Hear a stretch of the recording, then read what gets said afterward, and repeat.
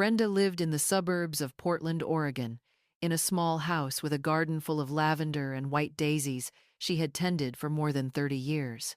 At 65, she still kept her Sunday routine brewing coffee, opening the windows to let the light in, and playing the soft jazz her late husband, William, had loved.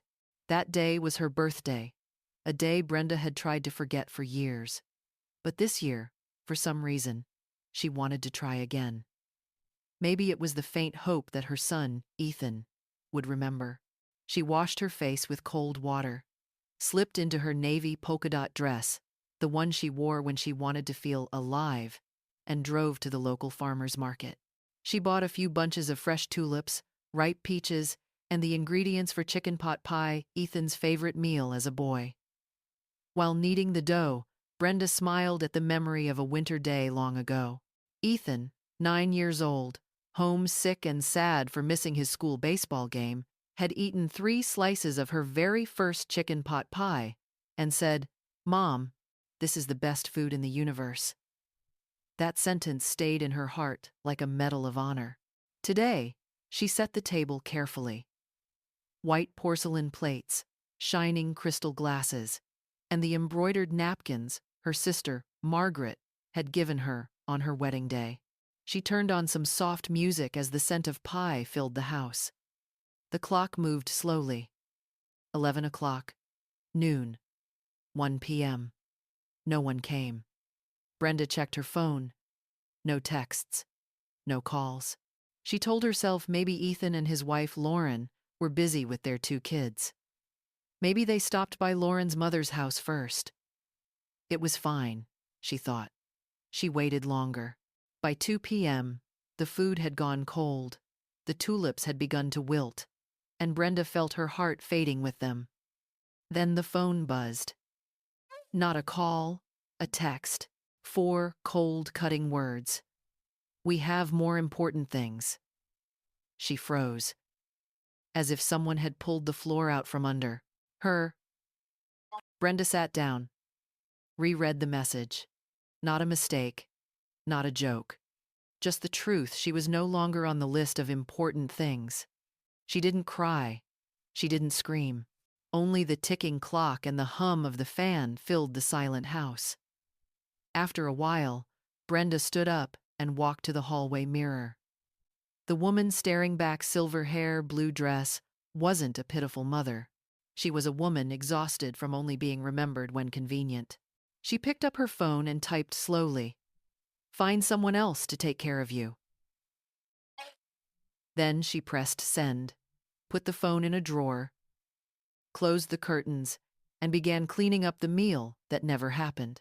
In silence, Brenda folded each napkin as if packing away her own hope. She didn't feel angry, only a deep, bone-tired weariness, the kind that comes when you finally realize you've been a supporting character in everyone else's story. As she washed the dishes, memories flooded back. Ethan hugging her tight on his first day of school, her late nights sewing his torn uniform, the day he called from college crying about rent, and how she sold William's wedding ring to send him the money. And now? She wondered. What am I to him now? She dried the sink, then sat in William's old armchair, the one where he'd read the Sunday paper. The house was so quiet she could hear her own heartbeat. And in that stillness, a voice inside whispered, "It's enough now." In that moment, Brenda knew she would never again beg for love. Affection given only one way was just another kind of abandonment. She would no longer allow herself to be remembered only at Christmas. Her life was still hers, even at 65. Even after all the losses. Brenda took a sheet of paper and wrote at the top, "Things I want to do before I die." She began to list them. Live near the ocean. Read every book she'd ever bought but never opened. Remember herself before expecting anyone else to. Brenda folded the paper and slipped it inside her old Bible on the nightstand. And for the first time in years, she fell asleep peacefully, knowing that starting over isn't a privilege reserved for the young. The next morning, Sunlight slipped through the curtains. Brenda made a cup of coffee, ate a slice of cheese bread, and sat on the porch. The world outside was the same, but inside her, everything had changed. She went down to the garage and looked around the house, the place that had once been a home, where she had raised her son, buried her husband, and stored all her youth. Now, it was nothing more than a prison of memories, not because of its walls, but because of the empty spaces. Brenda picked up the landline and called the local real estate office. "Hello, I have a house that's too big for just one person. I want to sell it." The woman on the other end hesitated. "Are you sure, ma'am?" Brenda smiled, more sure than ever. And just like that, everything began again from a cold birthday text, a broken heart, and one resolute decision: never to wait for someone else's love again. That was the first page of her new life, a life Brenda chose for herself, and that alone was enough. After that lonely birthday and her son's cold message, I, Brenda Miller, couldn't sleep for many nights. Not out of regret, but because memories flooded in like a storm. Every harsh word from my son opened another chest of memories I thought I'd buried. But I am a mother, before anything else, and above all, I've always been a mother even when that meant forgetting myself. When I was pregnant with Ethan, I was young, full of dreams, and married to a man overflowing with passion, but lacking responsibility. Mark was kind and cheerful, but he lived in a world of fantasies. He started with an auto repair business idea, then tried real estate, and later dreamed of becoming a musician. Nothing lasted more than 3 months, yet his smile, oh, that smile made me believe everything would somehow be all right. When Ethan was born, the whole world seemed to take on a new color. I can still remember his scent, the first time his tiny hand wrapped around my finger. In that moment, I knew God had given me a reason to keep living. Mark tried to be a father in his clumsy way, but one day, he disappeared. He said he needed to find himself, and he never came back. 6 months later, I received a hastily written letter. He said he was in a small town in Kansas and couldn't return. I cried for 3 days. Then I wiped my tears and went out to find work. I took any job I could: laundry, cleaning stairwells, cooking at schools. Eventually, I got hired as a cafeteria worker at a public elementary school. The paycheck was small, but it was enough to rent a modest apartment and keep food in the fridge. The rest, I saved with patience and care. Ethan grew up seeing it all. He knew we didn't have much, but I never let him lack what truly mattered. Not love, not a warm bowl of soup. I always wanted him to know that no matter what, he was loved with all my heart. When he turned 7, Ethan wrote me a note in blue pen. "Mom, you are everything to me. When I grow up, I'll buy you the biggest house in the world." I kept that paper in a small box, along with his baby teeth. Life went on. I woke up at 5 a.m., made breakfast, took him to school, and went to work. In the evenings, I helped him with homework and made up bedtime stories on the spot. He was a good boy, gentle, bright, never giving me trouble. I loved him as if he were the very air I breathed. When Ethan became a teenager, he began to drift away a little. I knew it was natural, but it still hurt. Even so, I respected him. Always left the door open, the coffee ready, and my heart willing to listen. At 17, he told me he wanted to study engineering at a university in Seattle. My heart clenched, but I smiled. "Go, my son. Be happy. Be successful." I, who had never left the Chicago suburbs, did everything to make it happen. I sold the wedding ring Mark had given me, sold my mother's antique crystal cabinet, and started sewing clothes late at night to earn more. All of it just to pay his rent during college. I never asked for anything, only hoped he'd call sometimes. But even that, he sometimes forgot. Still, I sent him home-cooked meals, tucked small notes in jars of beans, and sweaters that smelled like home. On his graduation day, I took the bus, wearing a floral dress, eyes shining with pride. I hugged him tightly and said, "You did it, my boy." He smiled, surrounded by friends, and a beautiful young woman named Jessica, who would later become my daughter-in-law and slowly erase me from their lives. Jessica was polite at first, then distant, and finally cold. I tried to be close, bringing pies, offering to babysit, but she always had subtle ways of reminding me I was an inconvenience. Once, I made chicken soup for my sick grandchild. She thanked me, but left it in the fridge until it spoiled without a word. Another time, I asked to visit over the weekend, and she said, "The house will be full this weekend," then never suggested another day. I understood. They only needed me when they wanted a babysitter, when they were busy and no one else could help. But for Sunday lunches, family trips, or holidays, I was never invited. Ethan changed too. He called less, replied with emojis, sometimes even forgot my birthday. Once, I told him I missed him, and he said simply, "Life changes, Mom. You have to understand." And I did. I understood that the time you give someone doesn't guarantee you a place in their heart, and that realization hurt. But I kept trying because that's what mothers do. They keep trying, even when everything says it's time to stop. The last time I went to their house, I brought a hand-embroidered bedsheet as a gift. Jessica smiled stiffly, said thank you, and set it aside unopened. On the bus ride home, I sat by the window, watching the city drift past as tears streamed down my face.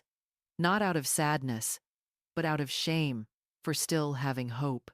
That text, "We have more important things on my birthday," was the final period to a long, exhausting sentence. A circle of giving without return, of one-sided love, of suffocating silence. And I finally understood. I could no longer live for people who no longer saw me as a person only as convenience. I, Brenda Miller, who had spent my whole life for others, now at 65, was finally beginning to find myself again. The woman who once existed before she was known only as Ethan's mom. Many people think that big life decisions must come with shouting, tears, and doors slamming shut, but not for me. When I decided to sell the house where I had raised my son, buried my husband, and watched my youth fade away, everything happened in silence, so still that even the clock seemed to stop ticking. The next morning, the very day I was officially forgotten, I woke up with a different feeling. Something inside me had broken, yet another part felt more whole than ever. I got up early as usual, made coffee, toasted yesterday's bread, but this time, I didn't sit down to eat. I walked to the living room window. The sun was rising slowly, its golden light spreading across the old tile floor in the hallway. Everything looked beautiful and painful, because this house was everything I had ever known. I placed my hand on the wall, and memories flooded back. Ethan's laughter as a little boy running around in tiny shorts. The day he learned to ride his bike in the backyard. The time Mark brought home an old battery-powered radio, and how we danced together in the kitchen. Too many memories, too many emotions, and too few people left. I picked up the landline and dialed Susan, the realtor who had helped me years ago when we sold my sister's property outside Portland, Oregon. Her voice came through, steady and professional as ever. "Brenda, my goodness, it's been ages since I heard from you. I have a house I'd like to sell, Susan." She sounded surprised. "Which house? Your house? Are you all right?" It took me a few seconds to answer. "I'm fine. Better than ever, actually." She said she would stop by in the afternoon. I agreed and hung up. Then I sat on the porch. The sparrows were chirping in the maple tree next door. The sky was bright and endless. For the first time, My house felt like a stage set that had finished its final performance. It no longer belonged to me, and I no longer belonged to it. I spent the morning sorting papers, the deed, insurance policies, paid bills, everything neatly organized, as always. I found a blue folder where I had kept Ethan's graduation photos, his childhood doodles, even his report cards. I touched each paper the way one touches an old scar, with tenderness, but without pain. At noon, I reheated the last slice of the savory pie from my birthday. I ate in silence, sitting alone at the head of the table, the same place where, just a day before, I had foolishly waited for smiles that never came.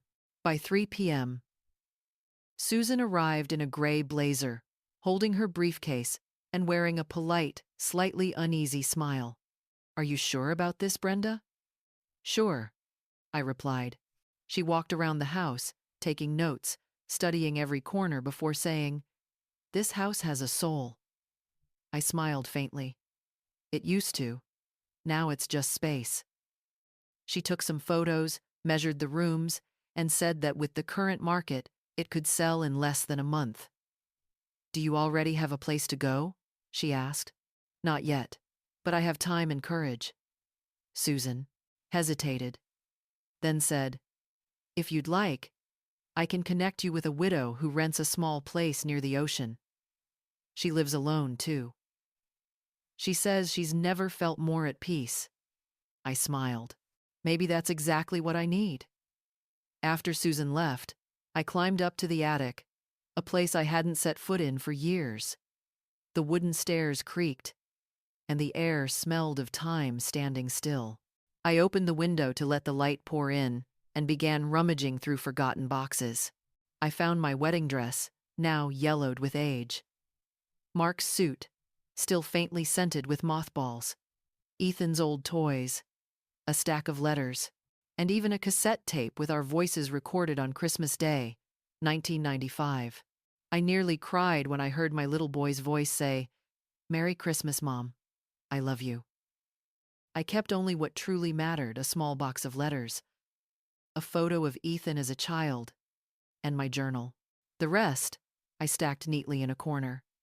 Those were things that could hold others back, but not me. When I walked downstairs, I felt something strange, a mix of lightness and mourning, as if I had just said goodbye to a kind old friend who no longer belonged to my journey.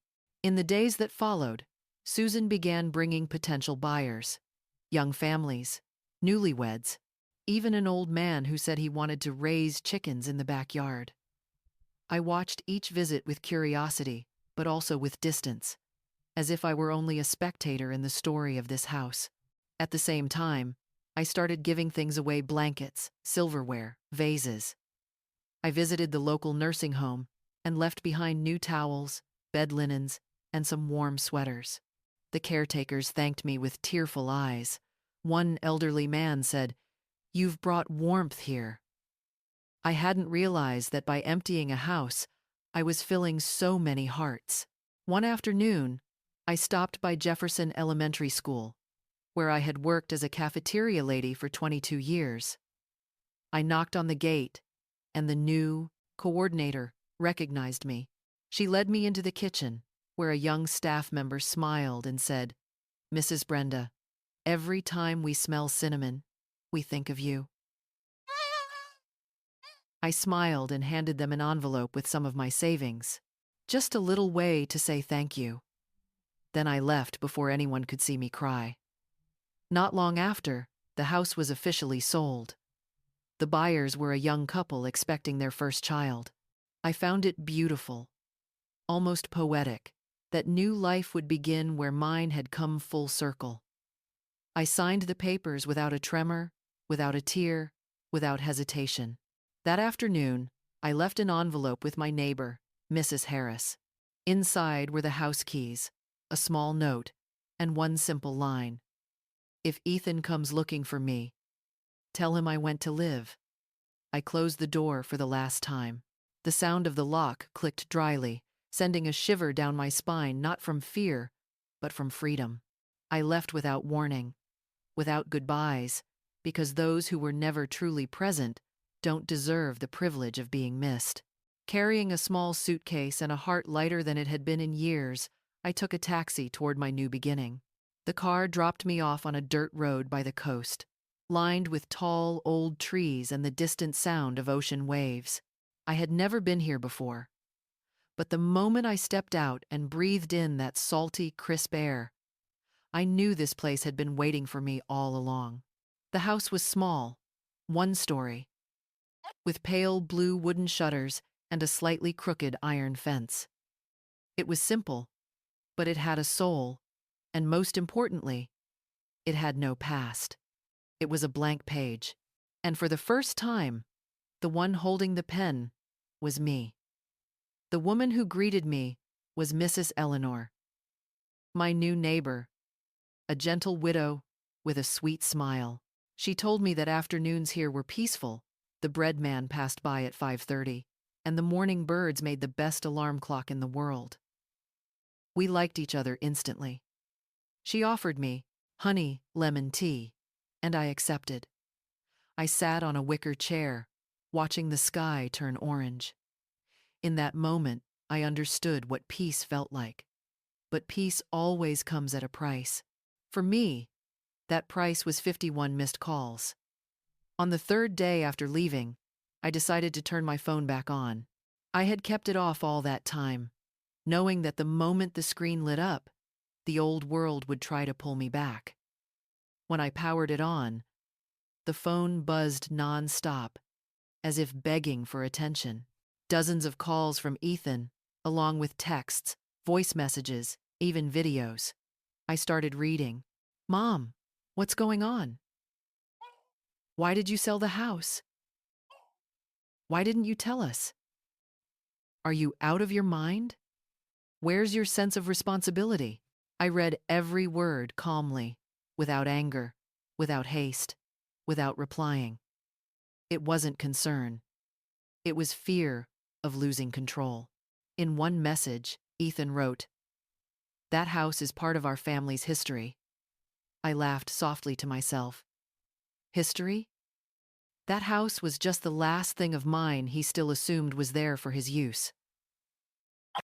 I didn't respond to a single message.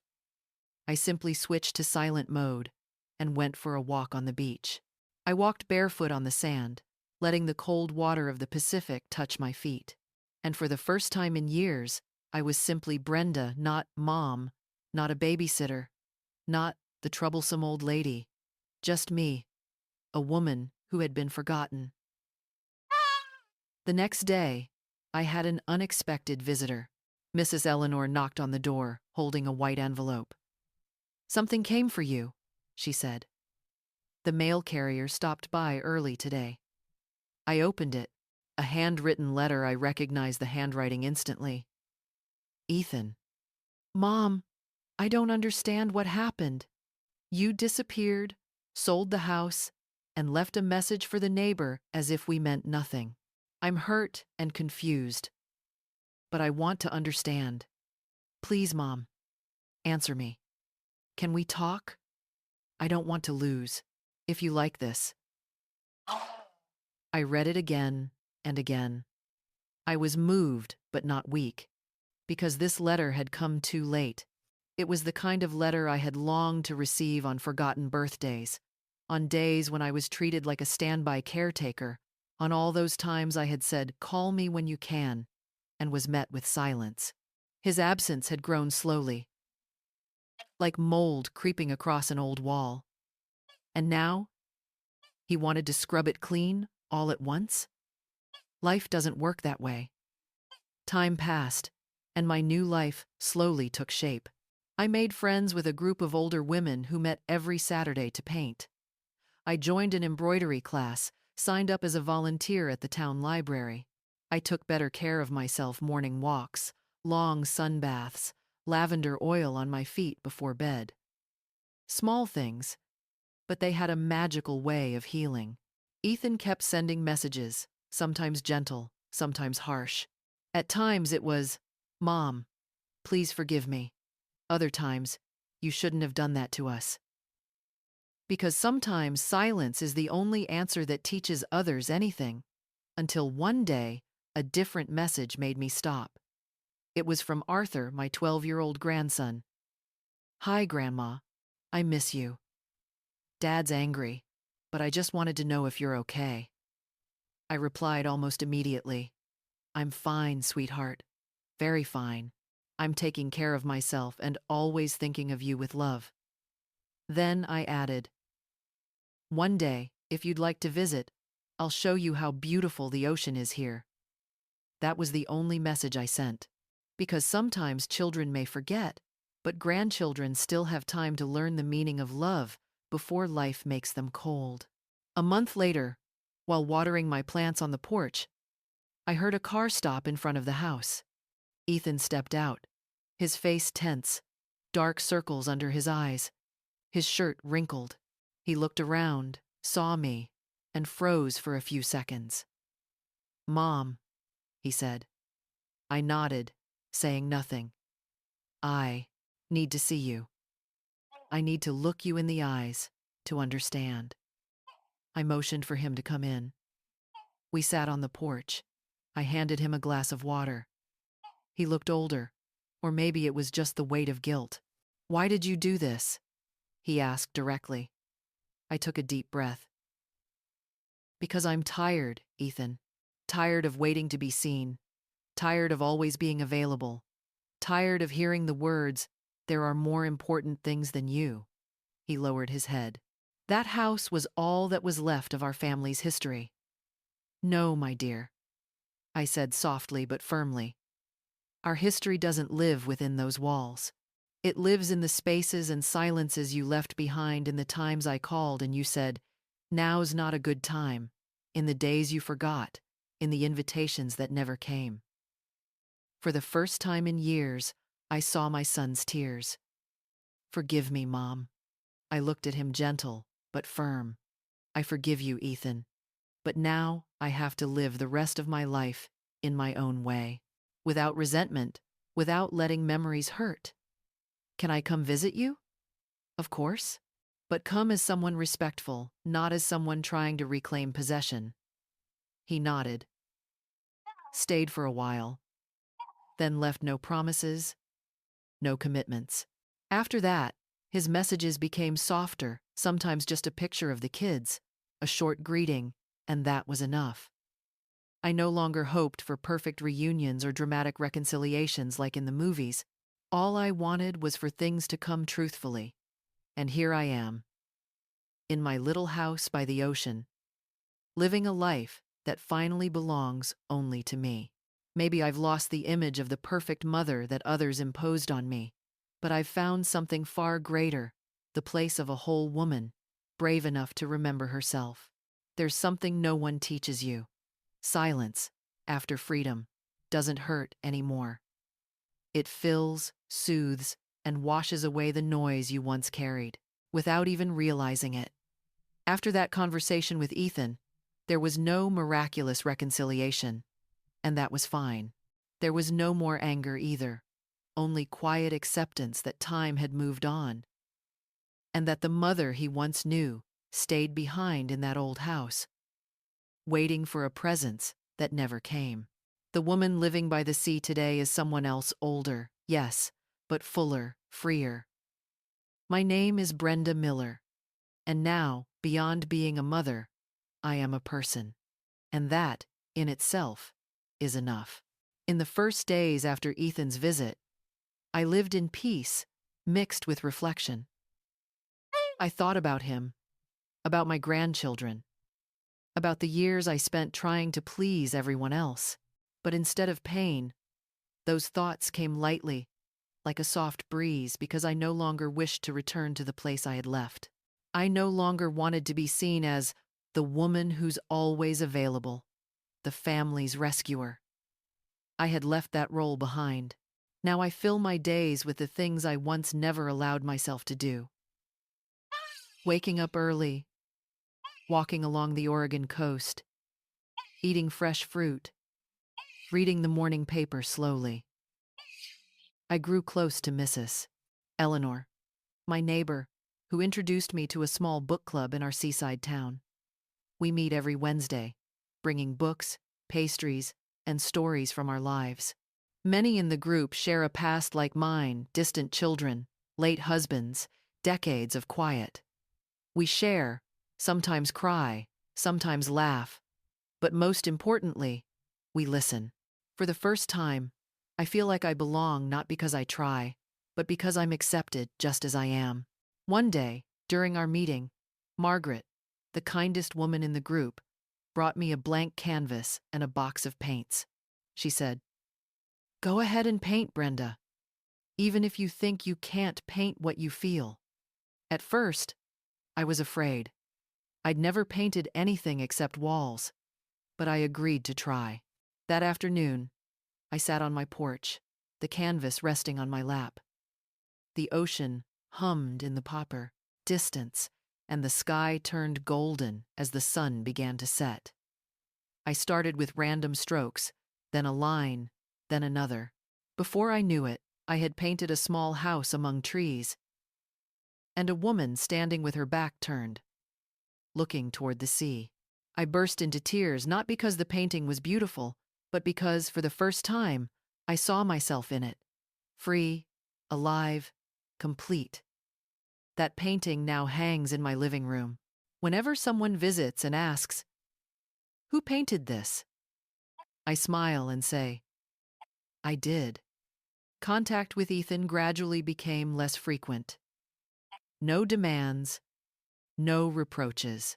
Sometimes he'd send pictures of the kids or a casual question.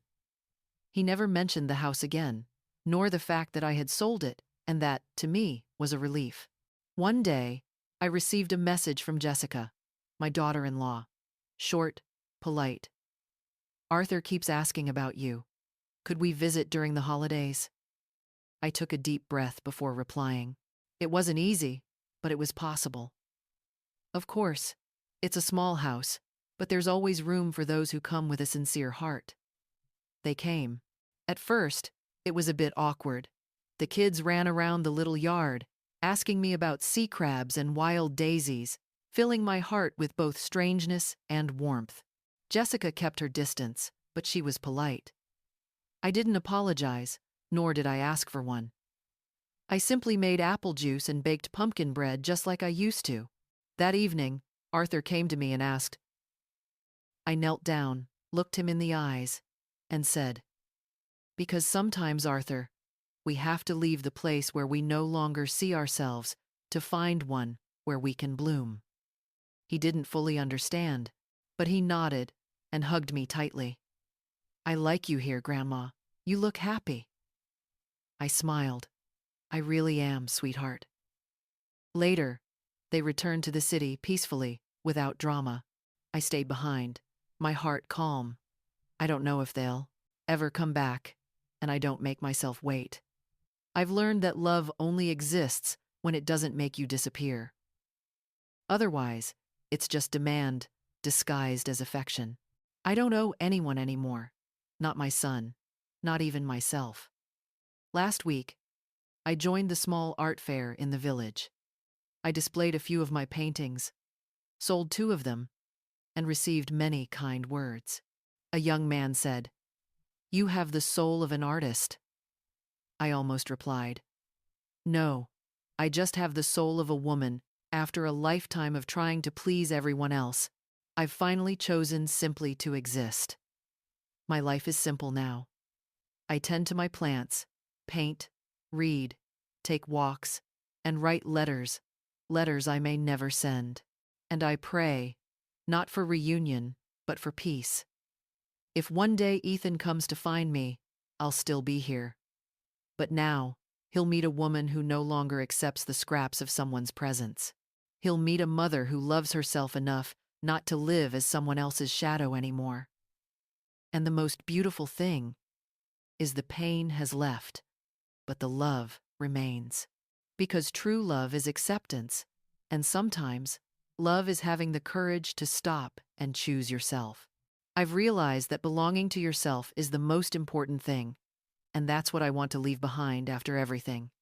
You don't need to disappear for others to notice you, but don't spend your whole life shrinking just to fit into places that only value you when you're useful. I left not out of anger, but out of love. Love for myself, for the woman I had allowed to fade over the years. Now, at 69, I'm learning how to live again, how to find myself, and how to rewrite my own story. No one can take that away from me anymore. People say freedom is doing whatever you want, but to me, freedom means something else. Eating alone without mistaking solitude for abandonment. Squeeze myself into spaces that once made me small. Freedom, for me, is the sound of the ocean waves outside. Time passes, I don't know exactly how long. Here, the days move at their own rhythm. The sunlight shifts slowly. The birds arrive at the same hour. The bakery closes at 6 p.m. And when night falls, the sky seems to invite me back into stillness. No more rushing. My life has found a new rhythm, and within it, all the old pain has become just another part of peace. Like marks on old wood, still there, but no longer defining me. I started writing again. At first, it was just a journal. Then it became a notebook of letters. Letters to myself, to the Brenda of yesterday, to the Brenda from 20 years ago, to the young girl who once believed happiness only came from being loved, and who took almost a lifetime to learn that love that hurts isn't care. It's dependency, dressed in gentle words. Now, when I look back, I realize the old house wasn't sold out of anger, but out of liberation. And with it, I freed the version of myself who once believed that being a mother meant never saying no. I don't blame Ethan. He's only a reflection of what I allowed for so many years. I raised him out of fear of scarcity, so maybe I taught him that his mother would always be there, no matter what. But people change, or at least, they should. We're not trees. Even trees shed their leaves with the seasons. The other day, I went to a small seaside town in Oregon to buy fabric. While chatting with the cashier, I suddenly realized my name had been mentioned. "You're Mrs. Brenda from the Blue House, right?" "Yes, that's me." "The one who paints those beautiful pictures of the ocean and women?" I smiled. "That's right. That's me." She smiled warmly. "You inspire so many people here. Your story is told with so much respect." I stood there, speechless. All my life, I had searched for love within, my own family never realizing that somewhere far away, people could care about me simply for being myself. I went home with a light heart, sitting on my rocking chair, watching my small garden grow. I realized something simple. You don't need to be the hero in someone else's story. It's enough to be whole in your own. A few days later, I received a letter from Clara, Mark's younger sister. She had heard I'd moved away and wrote such kind words, saying that if Mark were still alive, he'd be proud that what I did was an act of courage. A word that once felt foreign to me, but now it's part of my everyday life. Courage to choose myself. Courage to walk away from the things that make me small. Courage to let go of bonds that only know how to tighten. Ethan never came back. He only sent a message on my birthday. "Happy birthday, Mom. I hope you're at peace." I replied, "I am, my dear, and I wish the same for you." That was all. I no longer hope for Sunday dinners or birthday invitations from my grandchildren. If they come, let them come out of love, not obligation. Arthur, my oldest grandson, still calls sometimes. We talk about the plants he's growing and the books he's reading. He asked me, "Grandma, are you happy?" I answered honestly, "Yes, sweetheart, because here, I live for myself, not for a role." He didn't fully understand, but one day, he will. One morning, I woke up before sunrise, walked down to Cannon Beach, and sat on the sand. The ocean was calm, reflecting the dim light of the sky. I closed my eyes and listened to the waves, the distant birds, the soft creak of wood beneath the pier, and the steady rhythm of my heartbeat. I thought about all the times I stayed silent so I wouldn't bother anyone, all the hugs I swallowed, the words I never said, the birthdays I spent waiting for someone who never came. And there, with the wind brushing my face and the wet sand, clinging to my feet, I understood. I'm no longer the woman who waits. I'm the woman who walks forward, begins again, and is free. I used part of the money from selling my house to create a small scholarship fund in my mother's name, registered at the local office. The fund will help young girls in poor towns pursue the education and dreams I once lost. Because in the end, everything we give with love will return, not necessarily to us, but to someone who will remember us as a bridge. And that is enough. Now, at 69, I sleep well, and my heart feels light. I write letters, paint, befriend those who truly see me, read novels in the afternoon, laugh out loud, and sometimes cry too, but only for myself, not for others. When loneliness visits, I pour a cup of coffee and say, "Sit down, but don't stay too long," because now I know I am my own best company. This is the story of a woman forgotten on her own birthday, who decided never to be forgotten again. The story of a mother who sold her house but bought back her freedom. Of an older woman who finally realized that true freedom is when you stop asking permission to be happy. Sometimes, stories like Brenda's make us wonder, in love and family, is silence really peace, or just a way of slowly disappearing? And when we speak up, is it selfish, or is it the only way to find ourselves again? This story is fictional, inspired by true experiences, with names and places changed to protect privacy.